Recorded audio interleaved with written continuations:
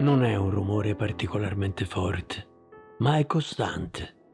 In particolare direi cadenzato. Quello di un uomo che lentamente si addentra in camera da letto. Camera da letto. No, quella camera da letto in quel momento è un palcoscenico vuoto. I piedi scalzi si vestono di mocassini color carbone, la canotta sudata muta in un'elegante camicia e l'intimo si allunga creando degli splendidi pantaloni tendenti al cenere. L'unticcio dei capelli in gel che sistema la chioma in un alternativo taglio anni 50. Non ci sono più quelle foto di 30 anni prima appese al muro, ma appaiono seggiolini vuoti che nelle grandi occasioni ospitano i migliori spettatori. Sono scomparse pure le finestre, perché a mostrare la luce adesso sono 3 riflettori che rendono protagonista quest'uomo, in piedi, immobile davanti al letto, che non è più un letto, ma l'immenso teatro che aspetta solo di scoprire una nuova storia.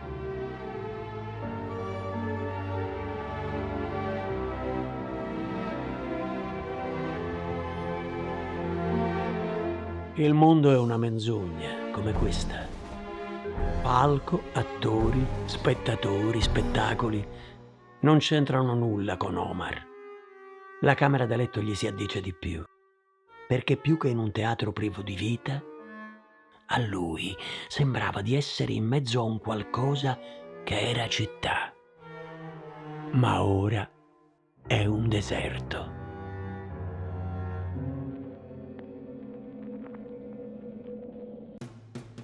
Non so bene se autointrodurmi mi renda interessante o soltanto pazzo, ma forse le 2 cose si completano e in qualche modo mi rappresentano o mi rappresentavano. Né sono andato dallo psicologo, né sono tornato a vivere da mia madre. Ho passato 3 fasi: accasciato a terra, accomodato in una cassa e avvicinato di una spanna al centro della terra. Non so bene se sia possibile provare rabbia se non si provi più vita. In realtà sì, perché subito dopo la morte, l'anima, lasciando il corpo, fluttua fino a raggiungere il punto più alto del cielo, dove prima di Dio incontra il bagarino, impegnato a distribuire gli ultimi biglietti per il paradiso. Io arrivai poco dopo l'alba. Dovetti aspettare seduto di fronte a un altissimo cancello per ore. Quindi sì, dopo la morte è ancora possibile provare rabbia. Ma dopo la morte c'è anche la fase 4. Convincersi di essere immortali. Non mi piaceva il per sempre, che in realtà si fa per dire sempre. Comunque è sempre meglio non correre il rischio, non si sa mai. In ogni caso, voltandomi, ruotando, rigirandomi, camminando in avanti, imboccando a destra, muovendo la testa da un lato all'altro, in cerca di qualcosa e si sa che cosa. Comunque dopo molteplici tentativi e possibili incontri, feci un passo indietro e per la legge della maggioranza ringraziai Dio per aver fatto quel passo indietro. Con l'occhio sinistro vedevo quel tatuaggio sul suo polso gentile. Un vecchio al bar qualche giorno prima mi disse che pare si trattasse del segno distintivo dei Fiordaliso, la croce al contrario, il che mi fece fare un altro passo all'indietro, se non 2. Il problema però era l'occhio destro, o meglio il fatto che mi fece riflettere, perché allo stesso tempo vedevo in lei qualcuno capace di farmi ricredere riguardo le famiglie malavitose e la criminalità organizzata. Dunque decisi di chiudere l'occhio sinistro per dare più luce al cuore, o meglio, all'istinto. Alla fine è la stessa cosa. Quella donna non era reale. E quando scoprì il suo nome, mi convinsi ancora di più. Non ero convinto di ciò che vedevo, ascoltavo, vivevo. Era meraviglioso. Era Roma. Penso che camminare per Roma, quando è completamente vuota, sia una sensazione irreale e allo stesso tempo incredibile. Un po' come quando pensi ingenuamente di avere la persona giusta tutta per te.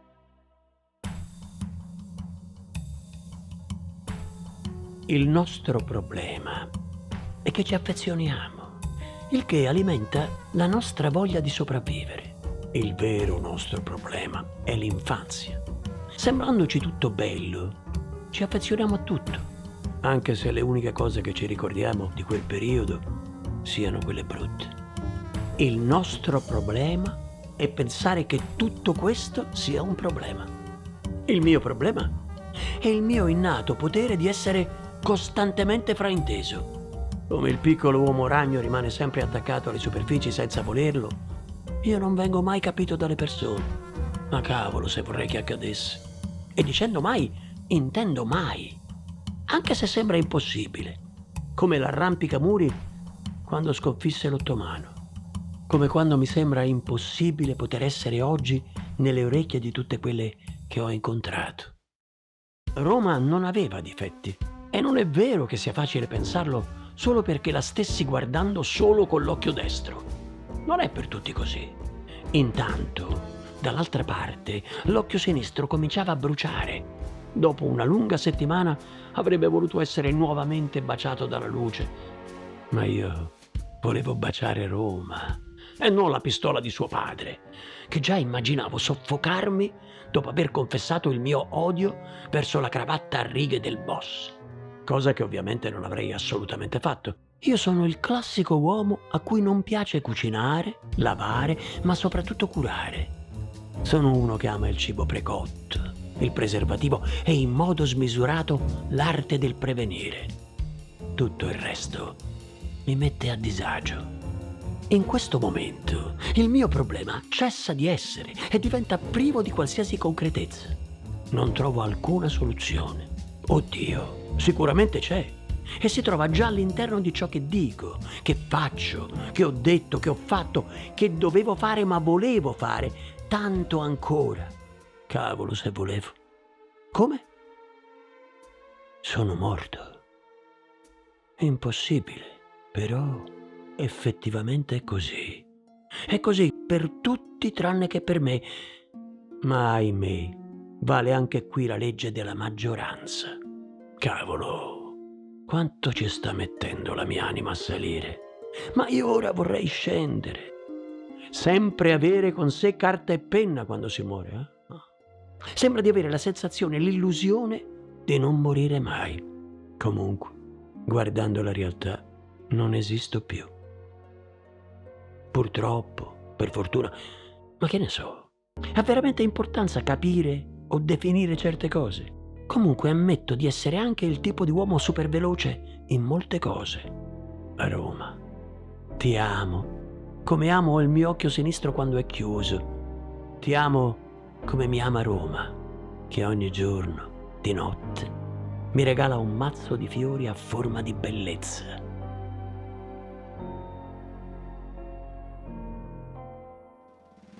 Non è facile camminare, vivere, amare una donna, dovendo costantemente tenere l'occhio sinistro chiuso. Ma probabilmente in quel momento era più conveniente agire in quella maniera. Non è facile ora accettare ciò che si è deciso di fare in passato. Noi cerchiamo sempre inconsciamente delle scusanti a cui in qualche maniera diamo un'importanza spropositata.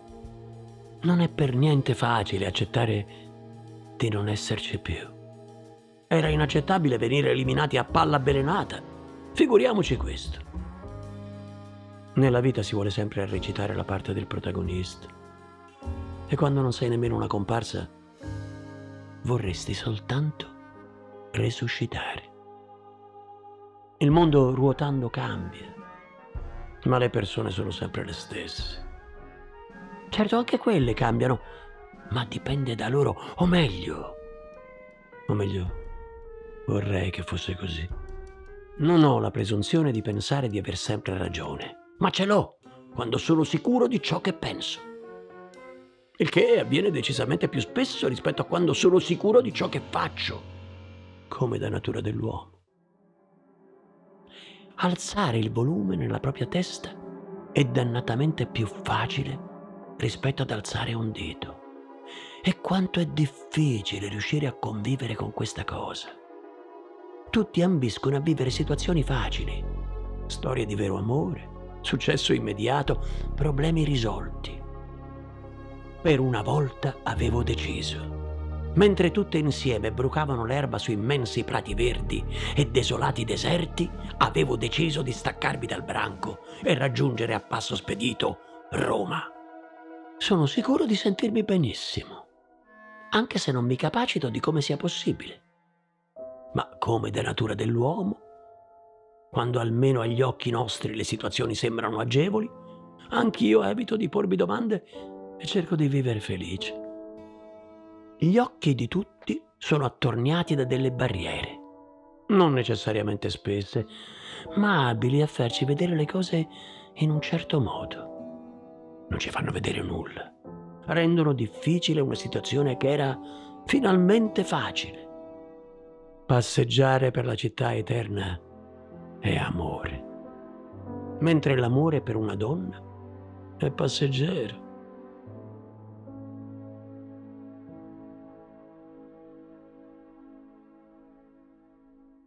Io sono una menzogna, ma è normale che sia così.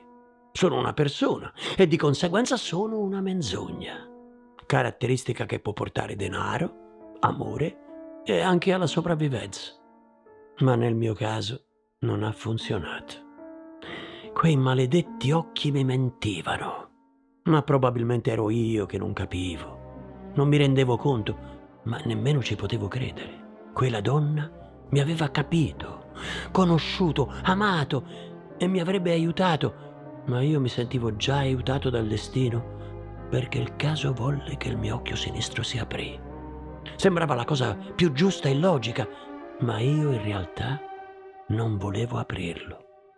Volevo continuare a vedere anche l'altra metà del sogno, ma la luce lo trasformò in un incubo. Passare tra i murales durante la prima luce è come fare un passo indietro di fronte a un'opera d'arte. La gente mi diceva molte cose come «Non te l'ho detto perché non volevo ferirti», quando invece la verità fa molto meno male. La gente mi diceva anche di essere un Latin lover, almeno di sembrarlo, quando in realtà rappresentavo di più il venditore con l'ultima rosa. La gente fa molte cose, come accontentarsi. Io sono una menzogna e tutto il resto, ma io cerco la persona perfetta. Ecco, è tutto assurdo. La risposta, la soluzione, la felicità era dentro di me. L'amore, la persona perfetta, Roma era davanti a me. Il bagliore del mio occhio sinistro, la scagliata lontana per sempre. Ecco fatto.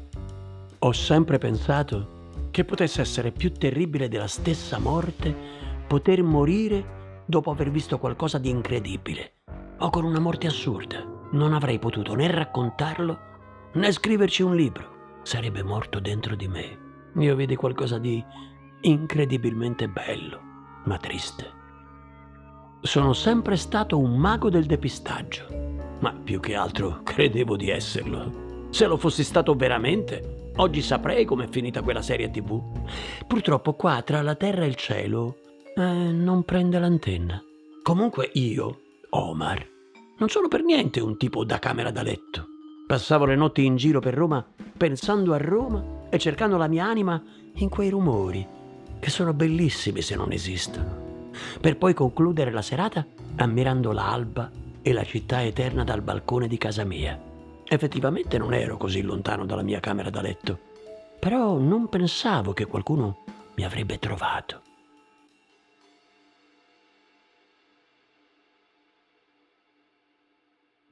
Senza una donna ci si annoia. Quindi tornai al bar e sempre quel vecchio mi disse una cosa che in quel modesto contesto si sente veramente poco. Ma io non ero affatto pronto. Così mi persi l'introduzione del discorso.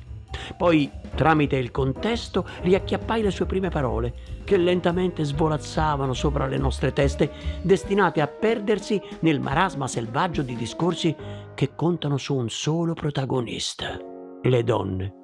Dalle modelle alla madre dell'arbitro del derby e così via. Il tema del discorso del mio vicino di acqua e menta era talmente profondo che in qualche modo riuscii a spazzare via qualsiasi altra superficialità. Nonostante anche lui parlasse di donne, non mi ero reso conto di avergli raccontato la mia intera vita, arrivando addirittura al mio viaggio dentro Roma. Secondo lui, il mio problema era la paura, quella di essere capito troppo, di essere amato troppo, di essere troppo aperto, ma in una maniera più che voluta, e di essere fin troppo felice. Abbiamo paura delle cose che non conosciamo e con cui non abbiamo confidenza, a cui non siamo abituati, anche se si tratti di sensazioni meravigliose, le più belle. Non capivo come potesse essere possibile aver paura di essere troppo capito.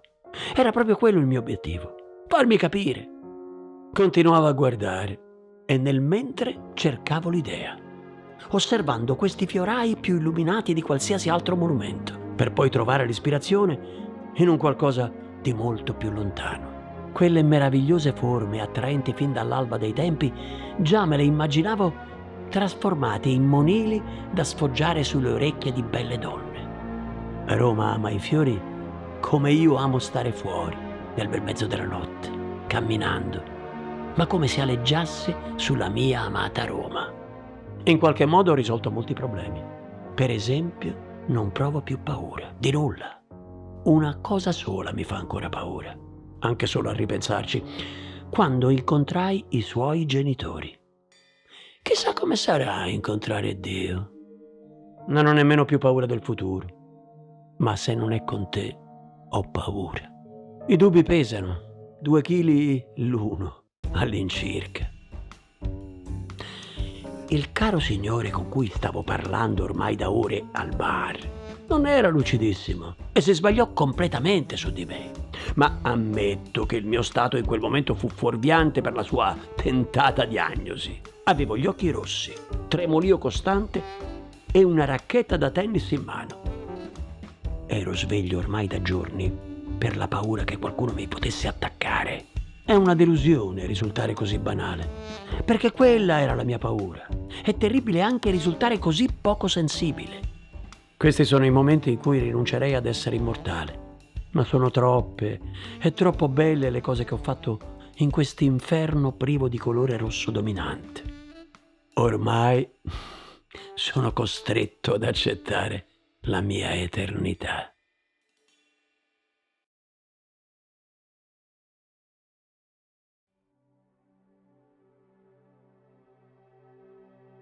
Il mio corpo è lì e qualsiasi cosa accadrà sarà lì per sempre, e questa volta anche per tutti gli altri.